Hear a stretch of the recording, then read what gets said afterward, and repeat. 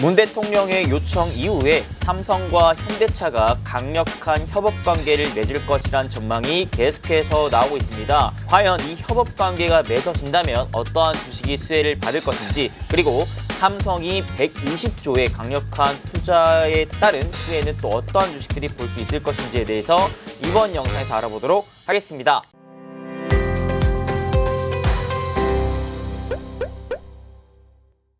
네, 행부 반갑습니다. 여러분들의 행부 파트너 이수민 대표입니다. 자, 오늘은 여러분들 제가 사실 저저번 달부터 계속해서 좀 강의해왔고 강조해왔던 내용인데, 오늘 다시금 주말 사이에 또 특별한 이슈가 떴기 때문에 추가적인 브리핑과 함께 다시금 복습하는 차원의 좀 종목들을 알아보도록 하겠습니다. 자, 이슈 먼저 좀 살펴보자면, 일단 주말에 뜬 기사인데요. 삼성과 현대차가 차량용 반도체 드림팀으로 뭉쳤다라는 기사가 떴습니다. 물론 단독 기사이기 때문에 아직까지는 좀 더 실체에 대해서 좀 파악을 해봐야 될 것 같은데요. 자, 근데 최근에 계속 이러한 이제 기사가 나오고 있다라는 부분이 좀 우리가 주목해봐야 할 특징인 것 같습니다. 자, 본문을 보자면 삼성전자와 현대자동차가 차량용 반도체 협업에 시동을 걸었다라고 합니다. 양사의 반도체 관련 담당 고위 경영진이 직접 만나서 협력 방안을 논의한 것으로 확인했다고 하는데요. 자, 지난 12월 문 대통령이 청와대 행사에서 이재용 삼성전자 부회장과 정의선 현대차그룹 회장에게 차량용 반도체 협력을 당부한 후 구체적인 실행 방안 마련에 속도를 내는 것이다 라고 하죠. 자, 이 부분 제가 바로 저번 달에 얘기를 드렸었는데 바로 이 이슈였죠. 기업 현안 청취한 문 대통령이 차량용 반도체 관련해서 삼성과 현대차에게 협력해달라고 요청했던 부분이었습니다. 자, 이때 당시 본문을 좀 보자면 문 대통령이 이재용 삼성전자 부회장, 최태원 SK회장, 정의선 현대자동차 회장 등 참여 6개의 기업으로부터 6G, 코로나 백신 등 각종 현안에 대해 청취를 했는데, 자, 특히 강조를 하죠. 차량용 반도체 분야에서 삼성전자와 현대자동차의 협력을 주문하기도 했다라고 합니다. 자, 이 부분이 왜 나왔을까요? 우리가 한번 생각해 볼 필요가 있겠는데, 일단 지금 차량용 반도체가 전 세계적으로 계속해서 쇼티지에 걸려 있는 상황입니다. 이 현상이 중장기적으로 해소가 되긴 좀 어렵겠다라고 평가를 받고 있는데, 그러면 쇼티지가 뭔가요? 바로 공급 부족 현상입니다. 자, 완성차 업체가 코로나 시국으로 인해서 사람들이 대중교통을 타기보다는 자동차를 타고 다니기 시작하면서 자동차에 대한 수요가 코로나 시국 이후로 급격히 늘어나고 있는 상황이죠. 자, 여기에 전 세계적으로 내연기관차에서 이제 더 이상 내연기관차 판매하지 못하게 하면서 친환경적인 움직임을 바탕으로 전기차, 수소차 쪽에 이제 친환경 자동차를 이제 타야 된다라는 쪽으로 정책적인 이제 변화를 추구하며, 어때요? 자동차에 대한 신규 수요가, 교체 수요가 늘어나고 있다는 것입니다. 자, 이런 상황에 그러면 자동차 안에 들어가는 핵심적인 부품들이 또 추가적으로 수요가 많이 늘어나겠죠. 자, 근데 지금 자동차뿐만 아니라 비대면 수요가 늘어나면서 PC, 스마트폰에 대한 수요도 다 전반적으로 늘어나고 있는 상황에 반도체를 만드는 업체들은 어떠한 상황을 모면하겠습니까? 자, 반도체는요, 특히 파운드리 쪽, 즉 반도체를 생산하는 쪽에서는 지금 없어서 못 팔 쪽입니다. 반도체가 각각의 분야에서 다 들어가는데 얘도 많이 필요하고 얘도 많이 필요하고 얘도 많이 필요하고 얘도 많이 필요해요. 다 각각의 분야에서 많이 필요한 상황에 그러면 만든 업체 입장에서는 어떠한 부분을 체크하겠습니까? 보다 더 비싼 반도체를 더 많이 만들려고 하겠죠. 더 비싼 반도체는 바로 PC와 그 다음에 스마트폰 이쪽에 들어가는 반도체라고 볼 수가 있겠습니다. 자, 그렇기 때문에 차량에 들어가는 반도체는요, 덜 비싸요, 상대적으로. 그러니까 반도체를 만드는 업체 입장에서는 굳이 얘를 다른 애들도 지금 못 만들어서 안 달라 있는 상황에, 못 팔아서 안 달라 있는 상황에 얘를 굳이 싼 값에 만들어서 팔 이유가 없다라는 것이죠. 자, 그래서 이 차량용 반도체에 대한 공급은 계속해서 떨어져 나가는데, 반대로 수요는 쭉쭉쭉쭉쭉 올라가다 보니까 이 공급 부족 현상이 계속해서 이어지고 있다는 것입니다. 자, 그래서 이 보시면 자동차 내 반도체 수요인데요. 전면부 감지, 첨단 운전자, 전면 측면 카메라, 인포테인먼트, 차량용 조명 등등등등 해가지고 이미 반도체가 자동차 안에 이렇게나 많이 들어가고 있는데, 여기에 앞으로 자율주행 시대가 다가오면 더 많은 반도체가 들어간다라는 것이죠. 그래서 어떠한 전망까지 나오고 있냐면 글로벌 차량용 반도체 시장 규모가 연간 10% 이상의 성장 전망이 매년 꾸준하게 잡힐 것이라는 전망까지 지금 나오고 있는 상황입니다.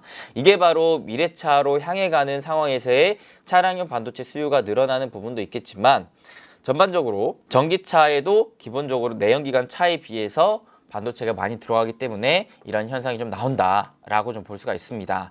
자, 실제로 제가 과거에 이 차량용 반도체에 대한 관련한 강의를 12월 4일 날 찍어 올려드렸었는데요.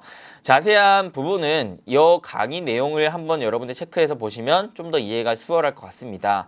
자, 여기서도 왜 차량용 반도체에 대한 투자를 해야 되는가에 대해서 얘기를 했을 때 전기차와 자율주행차의 성장에 따라 동반 성장한다.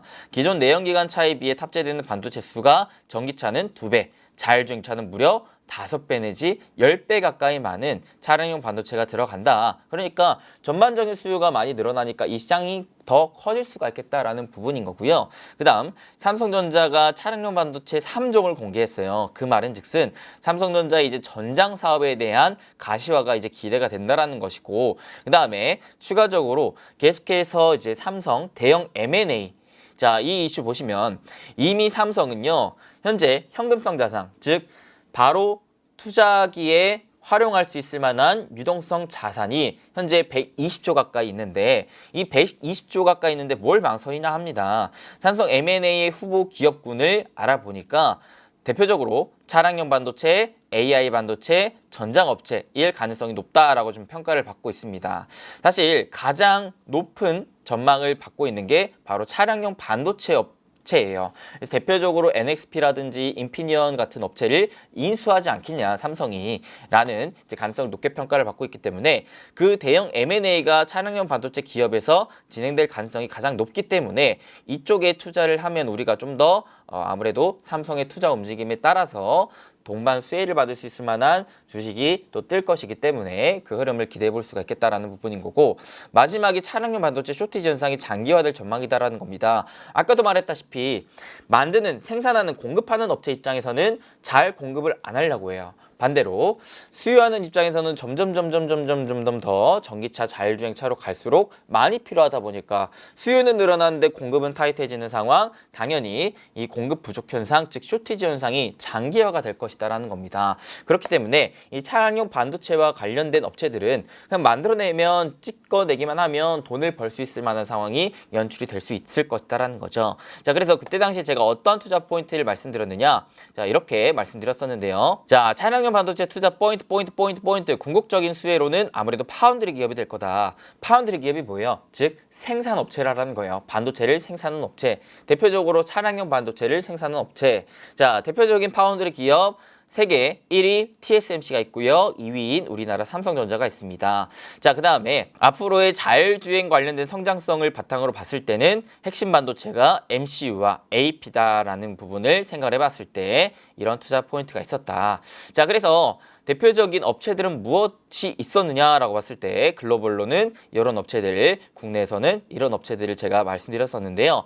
다시금 기사를 좀 보면서 추가적인 설명을 좀 하도록 하겠습니다. 자, 반도체 업계에서는 자율주행 기술에 활용되는 AP 설계는 물론 삼성 파운드리 공정에서도 얘기가 오갔을 것으로 전망을 했다 하면서 이렇게 지금 표가 나와 있습니다.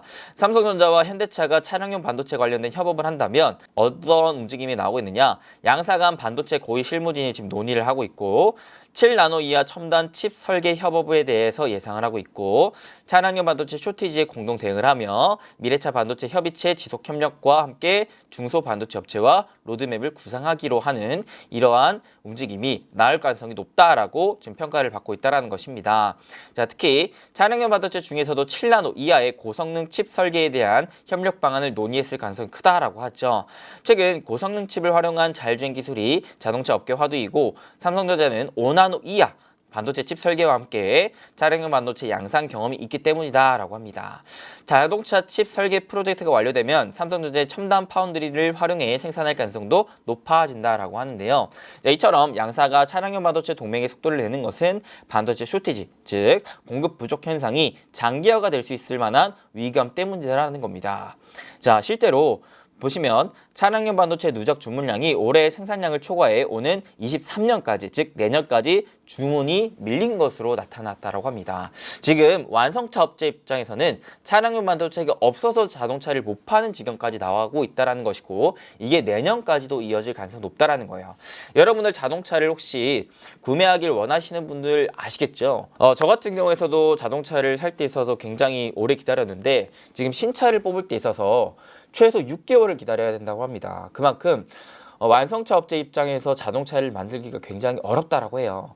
그래서 현대자동차 같은 경우에서도 이러한 어려움을 겪고 있기 때문에 자동차를 살려고 하는 사람들은 많지만 업체 입장에서 만들어 팔 수가 없기 때문에 실적 성장 모멘텀을 얻지 못해 계속해서 주가가 지지부진한 상황이 이어지고 있다는 것이죠.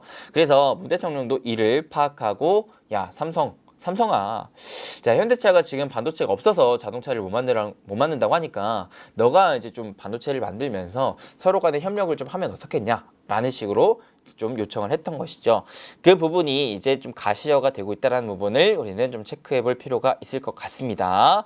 자, 오케이. 그래서 이 차량용 반도체에 대한 부분이 만약에 협력 관계가 이루어진다면 가장 먼저 수혜를 받을 수 있을 만한 주식은 무엇이 될까요? 역시나 현대차가 되지 않을까 싶습니다. 왜? 기존에 반도체가 없어서 못 팔 지경이었던 현대차는 반도체 수급을 하면서 자동차를 만들 수 있기 때문에 보다 실적이 늘어날 수가 있겠죠. 그래서 현대차를 비롯한 현대 자동차 관련한 기업들, 예를 들어 현대 모비스라든지 이런 기업들이 수혜를 받을 수 있을 것이다라는 전망이 좀 밝혀지고 있습니다. 자, 그래서 현대차 최근에 주가 흐름 좀 보시면 주봉상 봤을 때, 자, 요렇게 현재 한 20만 원 구간대 강한 지지 라인을 좀 받아주면서요, 이렇게 삼각 수렴으로 지금 수렴하고 있는 구간이 나와주고 있는데, 요 거래량이 줄면서 수렴하는 구간 이후에 거래량이 늘면서 요 수렴하는 구간을 상방 돌파를 좀 해준다면은 그래도 한 중기적으로 25만 원까지는 회복될 수 있을 만한 흐름이 나와주지 않겠냐라고 좀 볼 수가 있다라는 것이고, 그 다음에 현대 모비스 같은 경우에 사실 차트 흐름이 더 좋죠. 자, 일단 현대차 같은 경우에 최근에 수급 동향도 좀 같이 체크를 해보도록 할게요.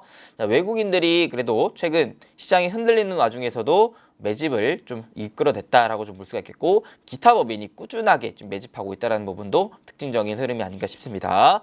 그 다음에 현대 모비스 같은 경우에서도 보시면 외국인, 그 다음에 연기금이 꾸준하게 매집이 들어오고 있는 상황인데, 자, 얘는요, 큰 지금 중기적인 하락 추세가 좀 이어지고 있었던 상황에서 단기적으로 어때요? 22만 5천 원 부근에 지지를 좀 받아주고 나서 다시 점진적인 상승 추세를 점차 좀 만들어주고 있다는 부분이 또 특징적인 부분입니다. 그래서 거래량이 줄다가 최근에 늘어나면서 상방 돌파를 좀 해줬기 때문에, 자, 추가적인 상승 추세를 좀 기대해 볼 수 있지 않을까 싶고요. 다만 아직까지는 협력 관계가 구체적으로 결정이 된 건 아니기 때문에 기간 조정을 좀 펼치다가 그 흐름이 가시화가 좀 더 됐을 때 아무래도 좀 더 탄력을 받을 수 있지 않을까 좀 보이네요. 자, 그 다음에 차량용 반도체를 협력 관계를 좀 얻는다면은, 자, 삼성전자는요, 생산하는 업체입니다.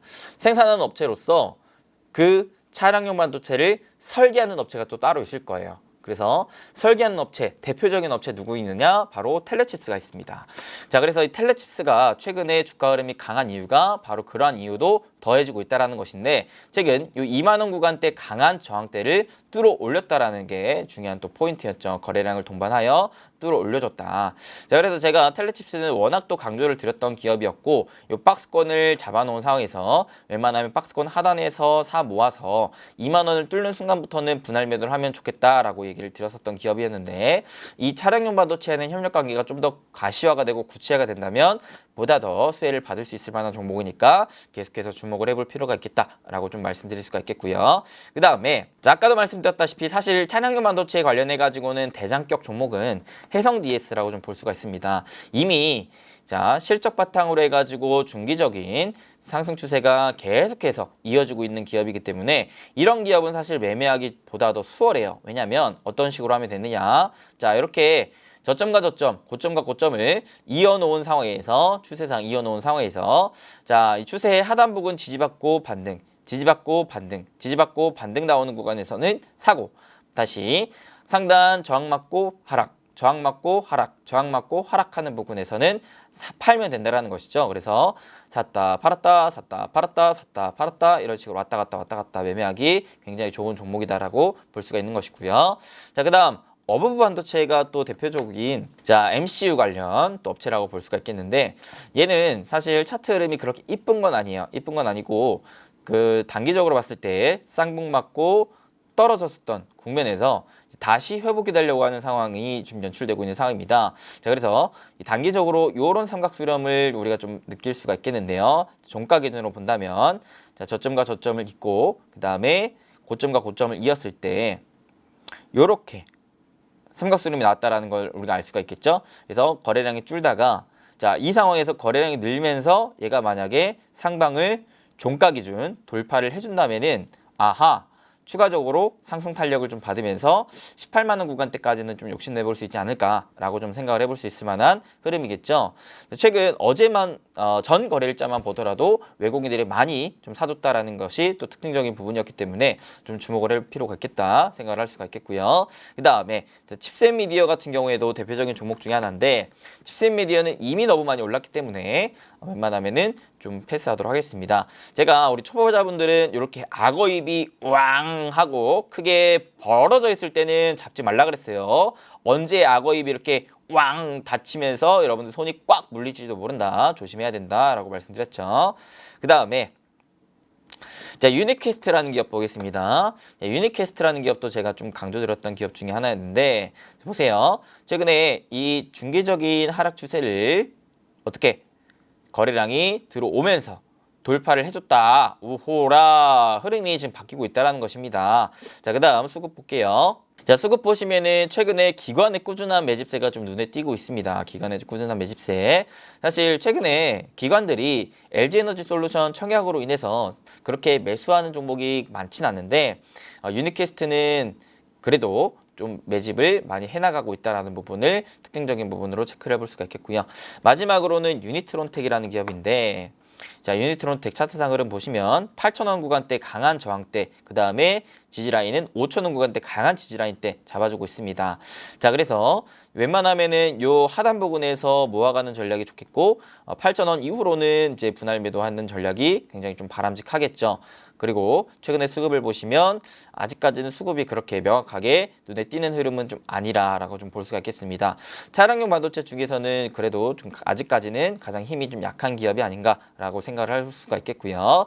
만약에 이게 가시화가 된다면은 이런 업체들 위주로 좀 강세 흐름을 펼쳐줄 수가 있겠고, 또한 이제 현대차, 현대모비스와 같은 실질적인 현대 관련된 완성차 관련 종목들도 기대를 해볼 수가 있겠다라고 생각을 하면서 그런 부분을 여러분들 계속해서 체크하시고 주목해 보시면 좋을 것 같다는 생각을 좀 합니다. 워낙 또 최근에 이런 공급망 해소에 대한 기대감이 붙으면서 반도체와 자동차 관련된 또 기업들이 강세 흐름을 슬슬 좀 보여주고 있는 만큼 자동차 쪽을 한번 올해 주목을 해보시면은 좋지 않을까 싶어요. 그리고 자동차 관련해 가지고 제가 최근에 또 강조를 드리고 있는 게 뭡니까?